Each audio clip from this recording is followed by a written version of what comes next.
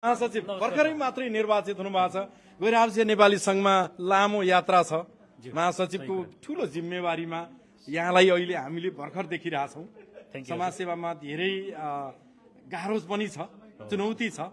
आज तमुदी लन्डन इकाइमा आइरहँदाखेरि गैरआवासीय नेपाली संघ एनआरएन युकेको महासचिवको नाताले के भन्न चाहनुहुन्छ? थ्याङ्क यू हजुर, यहाँले मलाई छोटो बोल्ने समय दिनुभयो।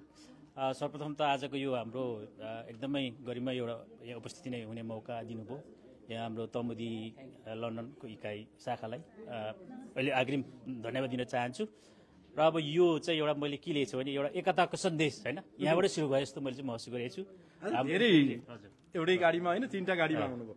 हामी आफै पनि मैले भन्नु खोजेको चाहिँ तपाईँले यो अलिकति देखाउनलाई आउनु भयो कि आज यहाँ एकदमै केही गर्नुपर्छ, एउटा परोपकारी कामका लागि चाहिँ जानुपर्छ भनेर कसेर आउनुभयो? यो यस्तो अब हाम्रो अध्यक्ष प्रेमगाम मगर्जीको नेतृत्वमा हामी उपस्थित भएको छौँ। तर मैले अघि भने यहाँहरूको एकदमै एउटा हामीलाई सम्मान गरेर एउटा इन्भिटेसन निम्ति दिनुभयो, यो नै हामीलाई एकदमै एउटा महत्त्वपूर्ण कुरो हो।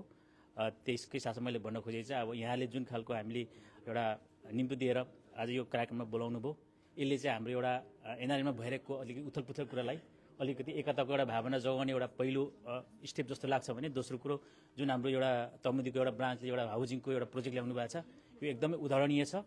हामीले यसरी नै सबै हामी नेपालीहरू होइन यसरी नै अगाडि बढ्नुपर्छ भन्ने खालको सन्देश चाहिँ दिन र उहाँलाई बधाई दिन आएको। आम दर्शकहरूलाई हजुरले आफूलाई कसरी परिचय गराउनुहुन्छ थोरै? म त्यसको लागि म अहिले अब नवनिर्वाचित एनआरएन युकेको महासचिव जुरेन्द्र खजुम लिम्बू। म चाहिँ एनआरएनमा त्यति डाइरेक्टली काम गरेको छु, तर म चाहिँ मेरो आफ्नो जातीय संस्थामा धेरै नै लामो समय काम गरेको। अहिले म चाहिँ हाम्रो लिम्बूको क्रियात्मक चुम्बुङ युकेको निवर्तमान महासचिव पनि हो।